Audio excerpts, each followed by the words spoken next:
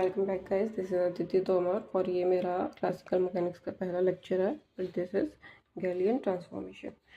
Galleon transformation is कि जब हम एक फ्रेम को दूसरे इनिशियल फ्रेम से कनेक्ट करें या फिर उसको ट्रांसफॉर्म करें, लाइक दिस। ये हमारा रेस्ट फ्रेम है और ये हमारा मूविंग फ्रेम है। Moving frame but constant velocity से। ये भी इनिशियल फ्रेम है और ये एक रेस्ट फ्रेम है। और अगर यहाँ पे एक पॉइंट P है हमारा और ये मूव कर रहा है जिसके कोऑर्डिनेट x y z है इस वाले फ्रेम में, y dash x dash and z dash. तो इस वाले फ्रेम में इसके कोऑर्डिनेट्स ये हैं, तो हम इसको कैसे ट्रांसफॉर्म कर रहे हैं? इसको ऐसे ट्रांसफॉर्म करेंगे कि x dash will be x minus v T, और y और z में तो मूव नहीं कर रहा है तो ये सेम रहेंगे और बस ये वाला कोऑर्डिनेट हमारा चेंज होगा। तो गैलीलियन ने ये इक्वेशंस हमें दी थी और उन्होंने कुछ एजम्पशंस की थी। वो एजम्पशन थी कि time is universal, time remains same in each and every initial frame. उन्होंने माना था कि अगर हमारे पास ये फ्रेम हो या ये फ्रेम हो, टाइम यूनिवर्सल है, यानी कि इसमें भी टाइम सेम रहेगा और इसमें भी टाइम सेम ही रहेगा। अगर कोई ऑब्जर्वेशन हम कर रहे हैं या फिर इसमें कोई हो रहा है हमारे पास इवेंट, या इसमें कोई इवेंट हो रहा है, दोनों का टाइम क्या रहेगा? सेम रहेगा, यूनिवर्सल रहेगा। Then second is the distance between any two points in different initial frame remains the same। यानी कि अगर हम कोई इवेंट ऑब्जर्व कर रहे हैं, लाइक इसमें ऑब्जर्व कर रहे हैं या इसमें ऑब्जर्व कर रहे हैं, तो उनका डिस्टेंस विल बी सेम। यहाँ पे कोई डिस्टेंस है, यहाँ पे कुछ डिस्टेंस है, तो that will be same in both frames. This frame में भी, बट हाँ, इसमें एक याद रखने वाली चीज़ ये है कि इनिशियल फ्रेम ही होना चाहिए। अगर वो आइसोलेशन फ्रेम हो या नॉन इनिशियल फ्रेम हो, नॉन इनर्शियल फ्रेम, वहाँ पे जो वेलोसिटी होती है d v by d t doesn't equals to zero. वहाँ पे जो वेलोसिटी है वो चेंज हो रही होती है। आइसोलेशन फ्रेम होता है तो वहाँ पे ये अप्लाई नहीं करेगा, वहाँ पे डिस्टेंस चेंज कर सकता है। लेकिन अगर इनर्शियल फ्रेम है तो डिस्टेंस दोनों इनर्शियल फ्रेम में सेम ही रहेगा। तो यहाँ पे गैलीलियन ने ये दिया थे हमें दो अजम्पशंस कि टाइम यूनिवर्सल रहेगा और डिस्टेंस दोनों इनिशियल फ्रेम में या कोई भी इनिशियल फ्रेम में सेम रहेगा। तो पहला तो ये हो गया हमारे पास गैलीलियन ट्रांसफॉर्मेशन का। देन हम आगे देखते हैं।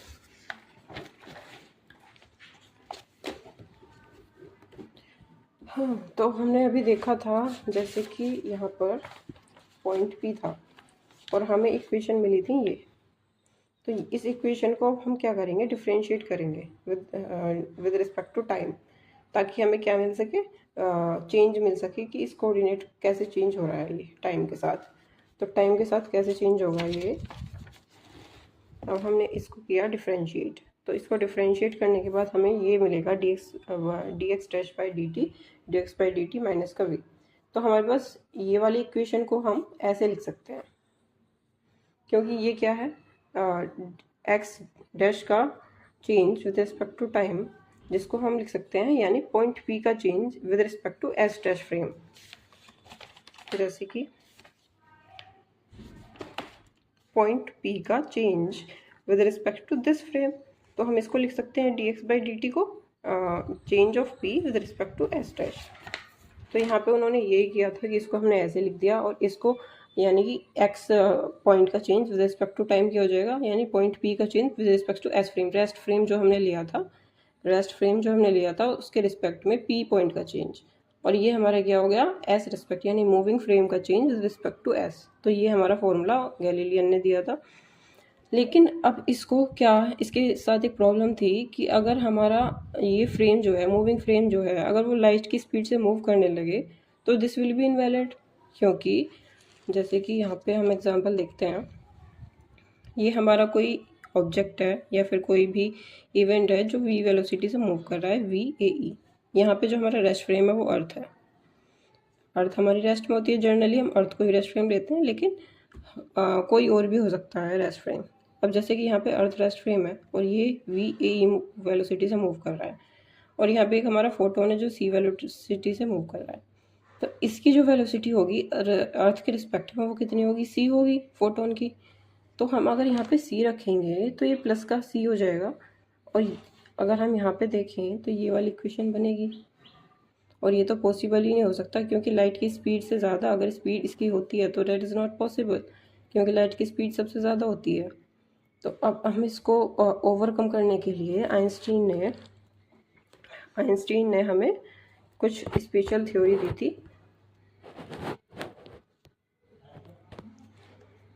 आइंस्टीन ने हमें कुछ स्पेशल थ्योरी दी थी। उन्होंने बोला था कि टाइम इज़ नॉट यूनिवर्सल। जैसे गैलीली ने मान लिया था कि टाइम इज़ यूनिवर्सल, वो दोनों इनिशियल फ्रेम में सेम रहने वाला है, लेकिन उन्होंने बोला कि टाइम यूनिवर्सल नहीं होता है। टाइम यूनिवर्सल नहीं होता है, वो कोऑर्डिनेट पे भी डिपेंड करता है एंड स्पेस कोऑर्डिनेट पे भी। यहाँ देखते हैं, तो अगर मान लो ये फ्रेम है तो हमारे पास ये भी होगा एक, तो टाइम जो है स्पेस के साथ चेंज होता है एंड कोऑर्डिनेट के साथ भी चेंज होता है।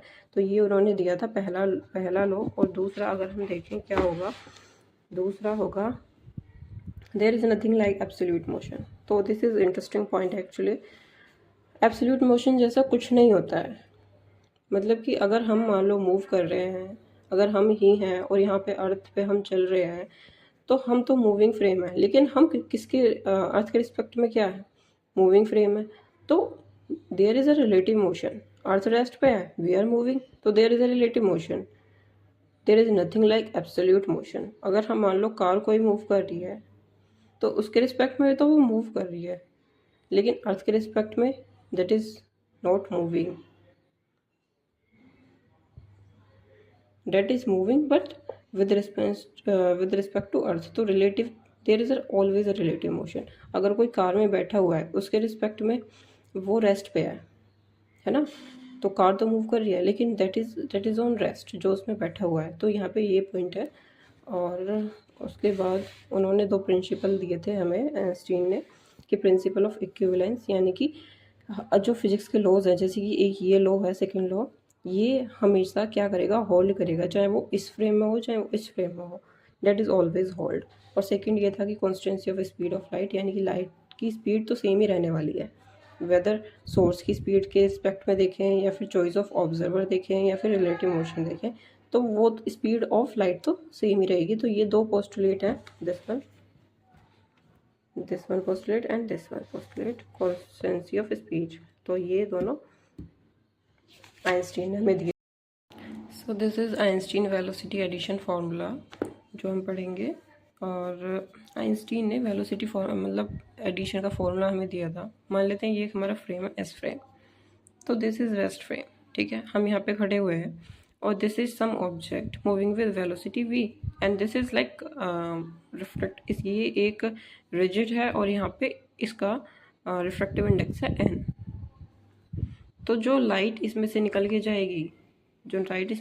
जाएगी, उसकी वेलोसिटी कितनी हो जाएगी, c/n, क्योंकि लाइट की स्पीड c होती है और रिफ्रैक्टिव इंडेक्स n, ये आपको पता होगा शायद। और ये v वेलोसिटी से मूव कर रहा है, ठीक है। और हम यहाँ पे खड़े हुए हैं, ये अर्थ का फ्रेम है, एस फ्रेम। अब उन्होंने बोला था कि in case of relative velocity problem at least 3 body will be involve, यानी कि अगर हमें रिलेटिव वेलोसिटी निकालनी है तो यहाँ पे 3 बॉडी एटलीस्ट शुड इन्वॉल्व, 3 तो होनी ही चाहिए, लाइक ए बी एंड सी, ठीक है। तो यहाँ पे एक फॉर्मूला ये दिया था उन्होंने, ये वाला, और हम ऐसे ही जैसे हम ए बॉडी की बी के रिस्पेक्ट में निकालेंगे, ए की बी के रिस्पेक्ट में निकालेंगे तो ये फॉर्मूला हो जाएगा, लेकिन हम बी की ए के रिस्पेक्ट में भी निकाल सकते हैं एंड सिमिलरली बी की सी के रिस्पेक्ट में निकाल सकते हैं, सी की बी के रिस्पेक्ट में निकाल सकते हैं। तो ये ही फॉर्मूला रहेगा, बस ये चेंज कैसे होगा मैं वो आपको बता देती हूँ, जो इसकी ट्रिक होती है। अगर हमें ए की निकालनी है बी के रिस्पेक्ट में, तो हमें इन दोनों में से थर्ड वाला जो होगा, जैसे सी हमारा रह गया, तो पहले ए की सी के साथ वेलोसिटी देखेंगे, फिर बी की सी के साथ वेलोसिटी देखेंगे एंड देन सेम वो नीचे आ जाएंगी, जैसे कि velocity of v respect to c minus velocity of v respect to c, जो मैंने आपको अभी बताया, और फिर दोनों नीचे and c square 1 minus, this is the trick याद रखने की इससे। और बाकी ये सेम ही है, इसको ऐसे कर सकते हैं। और यहाँ पे एक और होता है, जैसे कि हमारे पास वी ए भी आ गया, तो उसको हम ऐसे भी कर सकते हैं कि वेलोसिटी ऑफ वी ए वो उल्टा हो जाएगा वी बी ए, यानी कि अगर हमें इसकी चाहिए तो हम इसकी निकाल सकते हैं, नेगेटिव कर देंगे फिर एंड वाइस वर्सा। तो फिर ये हो गया velocity A C and these are same concepts like this, यहाँ पे भी ऐसे ही कर देंगे। और ये हो गया आइंस्टीन वेलोसिटी एडिशन। इससे काफ़ी क्वेश्चन आते हैं नेट फिजिक्स में, काफ़ी बार आए हुए हैं। तो this is it, this is the question जो नेट फिजिक्स में आया हुआ है। तो इन द लेबोरेटरी फ्रेम का मतलब है कि rest frame basically. A particle p of rest mass m0 is moving in the positive x direction by the speed of 5/19 c। तो इसका मतलब है कि एक पार्टिकल है, रेस्ट मास m0 है जिसका, वो मूव कर रहा है पॉजिटिव x डायरेक्शन में बाय द स्पीड दिस। ठीक है, it approaches an identity particle q moving the negative x direction. और जो ये q पार्टिकल है वो नेगेटिव x डायरेक्शन मूव कर रहा है, इसकी भी वेलोसिटी हमें गिवन है। Speed of the particle p in the rest frame of q। इसने पूछा है कि पार्टिकल p की स्पीड क्या होगी अगर हम इसको रेस्ट फ्रेम मान लें पार्टिकल q को। तो पहले हम लिख लेते हैं जो जो हमें गिवन है। जैसे पार्टिकल p की वेलोसिटी हमें अर्थ फ्रेम में गिवन है, तो यहाँ पे रेस्ट फ्रेम क्या है, अर्थ फ्रेम है। तो हमारे पास 3 एटलीस्ट होने चाहिए फ्रेम्स। लाइक यहाँ पे क्या क्या गिवन है, p, q and earth frame. तो इन तीनों की p की हमें गिवन है अर्थ के रिस्पेक्ट में, ठीक है, लाइक ये वाली। और क्योंकि हमें गिवन है अर्थ के रिस्पेक्ट में इतनी, और हमें क्या निकालनी है, पी की निकालनी है विद रिस्पेक्ट टू क्यू। तो हम ये निकाल सकते हैं आसानी से, ये वाला फॉर्मूला लगाएंगे। पी की विद रिस्पेक्ट टू अर्थ हमें चाहिए, क्योंकि अर्थ के रिस्पेक्ट में हमें चाहिए, और फिर हम ये वाला फॉर्मूला लगा देंगे और ये हमारा आंसर आ जाएगा ऐसे। तो दिस इज ईजी क्वेश्चन। अब दूसरा देखते हैं क्या है। A spaceship is traveling with a speed of 0.7 c away from a space station. The spaceship ये क्या है, ejects है ये, एक्चुअली ये कटा हुआ है, this is nothing, ejects a probe with a velocity 0.59 c opposite to its own velocity. A person in the space station would see the probe moving at a speed x c where the value of x is। तो हमें x की value बतानी है, यानी कि हमें proof किस velocity से मूव कर रहा है ये हमें बताना है, ठीक है। तो पहले देखते हैं, हमें स्पेस स्टेशन की अर्थ के रिस्पेक्ट में गिवन है, डेट इज़ 0.7, ठीक है, स्पेसशिप की। और ये हो गई प्रूफ की अर्थ के रिस्पेक्ट में जो हमें गिवन है, ये रही। अब हमसे क्या पूछा, person in the space station would see the proof moving at a speed 6c, ठीक है। तो हमें प्रूफ की निकालनी है with respect to space station. तो यानी पी निकालनी है एस के रिस्पेक्ट में, तो हम निकाल सकते हैं, दोनों के गिवन है, that will be easy. So this is Lorentz transformation equations. अब आइंस्टीन ने हमें मतलब रिलेटिव वेलोसिटी निकालने का तो फॉर्मूला दे दिया था कि अगर हमारे पास तीन ऑब्जेक्ट्स इन्वॉल्व हैं तो हम यहाँ पे तीन, मतलब एटलीस्ट 3 तो होने चाहिए, तो इनमें से हम इसके रिस्पेक्ट में या इसके रिस्पेक्ट में या फिर इसके रिस्पेक्ट में वेलोसिटी निकाल सकते हैं। लेकिन अब हमें क्या करना है कि एक इनिशियल फ्रेम से अगर हमें दूसरे इनिशियल फ्रेम में ट्रांसफॉर्म करना है तो हम कोऑर्डिनेट कैसे फाइंड करें, ठीक है। अगर हमारा ये वाला फ्रेम है और ये वाला फ्रेम है तो यहाँ पे तो एक्स वाई जेड और टी भी हमारा होगा, क्योंकि time is not universal. Einstein ने बोला था ये कि time is not universal, time will gonna change. तो अगर टी यहाँ पे है तो यहाँ पे टी डैश टाइम होगा। तो हम how we gonna change this frame to this frame. तो हमारे पास लॉरेंस ट्रांसफॉर्मेशन इक्वेशन थी जो लॉरेंस ने दी थी हमारे पास। तो ये थी हमारे पास इक्वेशन एक्स डैश, यानी कि अगर हम इस वाले इनर्शियल फ्रेम में, and it should be remember this should always be the inertial frame, this also and this also, they both should be the inertial frame। तो दिस इज एक्स डैश। यहाँ पे अगर हम कोऑर्डिनेट निकालें x dash का तो this will be the equation x minus v t upon under root one minus v square by c square, and v is the velocity of this frame is of which this frame as dash frame with which velocity it is moving। तो ये हो गया relativistic factor, इसको हम बोल देते हैं। जो यहाँ पे ये जो ऊपर का था ये हमें गैलीलियो ने दिया था, वहाँ पे उन्होंने टाइम का रेफरेंस दिया ही नहीं था, उन्होंने टाइम यूनिवर्सल माना था। लेकिन अगर हम टाइम का रेफरेंस माने तो दिस इज़ द रिलेटिविस्ट फैक्टर जो हमें यहाँ पे मिलता है, और ये इससे हम निकाल सकते हैं यहाँ का coordinate. Now if time changing, तो अगर हमारा दूसरी जो मूव कर रहा है फ्रेम उसमें हम टी डैश निकालें, टाइम का चेंज निकालें, तो कैसे निकालेंगे, t minus x v upon c square और रिलेटिविस्टिक फैक्टर। अब यहाँ पे इन्वर्स लॉरेंस ट्रांसफॉर्मेशन भी होता है हमारे पास, कि अगर हमारे पास मूविंग फ्रेम के coordinates हैं और we want to find the rest frame coordinates. Like this is moving with velocity v and we know the coordinates of x dash and y dash, और हमको चाहिए कि रेस्ट फ्रेम में coordinates क्या होंगे. तो हमारे पास इन्वर्स कर देते हैं और हमारे पास ये वाला फॉर्मूला आता है, दिस वन.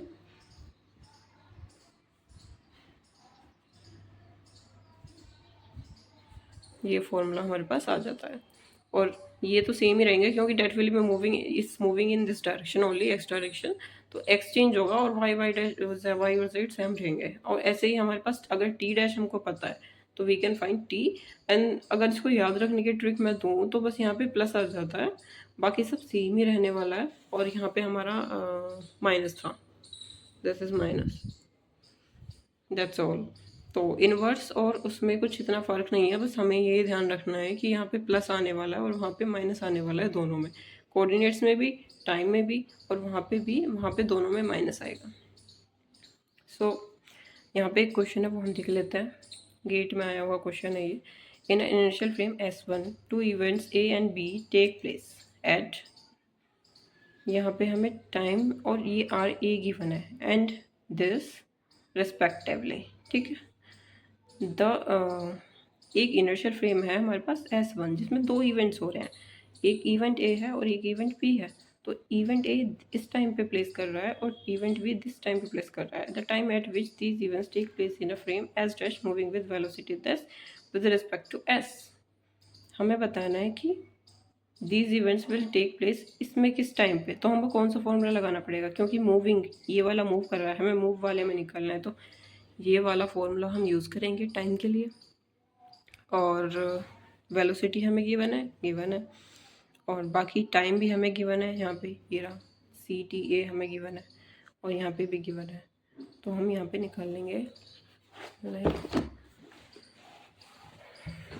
दिस. तो ये this is the S frame. ठीक है. और ये हो गया एस डैश फ्रेम. ये 0.6 से मूव कर रहा है. ठीक है. अब हम पहले ए का निकाल लेते हैं. टाइम कितना गिवन है 0 और ए कितना गिवन है 0, यानी कि आर ए का मतलब वही हो गया कि एक्स ए भी 0 है, वाई ए भी और जेड ए भी 0 है. ऐसे ही टी वी भी, इसमें यहाँ पे कुछ वैल्यू हमें गिवन है लेकिन ये वाई डायरेक्शन में गिवन है सिर्फ. तो वाई डायरेक्शन यानी वी में हम लिख लेंगे ये 0 हो गया, एक्स 0 हो गया, जेड 0 हो गया, वाई में आ गया हमारे पास. तो अब हम पहले टी ए का निकालते हैं. टाइम टी ए डैश वो हमने फॉर्मूला लगा लिया है, लेकिन हमें क्या गिवन है यहाँ पे, जो टाइम है इन इनिशियल फ्रेम में, रेस्ट फ्रेम में, वो 0 है. तो यानी कि इवेंट्स कितने कैसे हुए, साइमल्टेनियस हुए, यानी कि जो इवेंट्स प्लेस कर रहे हैं ए में वो उनका टाइम 0 है. They are taking at the same time. There is no difference between the time of events. So this is the, ये क्या हो गया 0 हो गया. ये वाला टाइम हमें 0 गिवन है, 0 हो गया. और हमें ये भी 0 गिवन है, ये था ना, ये यहाँ पे ये 0 है तो ये 0 हो जाएगा. तो ये पूरा टाइम 0 आ रहा है. अब हम टी बी निकालेंगे तो हमारी टी वी वैल्यू तो 0 थी, ये वाली. ठीक है. तो ये हमें गिवन है 2, तो हम 2 यहाँ रख देंगे, 0.6c² एंड इसकी वैल्यू निकाल लेंगे यहाँ पर, जो हमारी आ रही है -3/2c. और यहाँ पे साइमल्टेनियस नहीं है. क्यों नहीं है, क्योंकि जो हमारा जो मूविंग फ्रेम है उसमें साइमल्टेनियस नहीं हो रहे हैं टी बी वाला जो इवेंट है.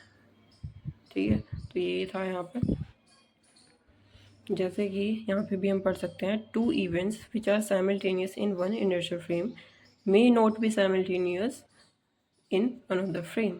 यानी कि अगर किसी एक फ्रेम में वो साइमल्टेनियस है, जैसे कि यहाँ पे हमें गिवन था कि टी वी 0 है, यानी कि एस फ्रेम में जो वी इवेंट हो रहा है वो कैसा है, साइमल्टेनियस है, सेम टाइम पे प्लेस कर रहा है.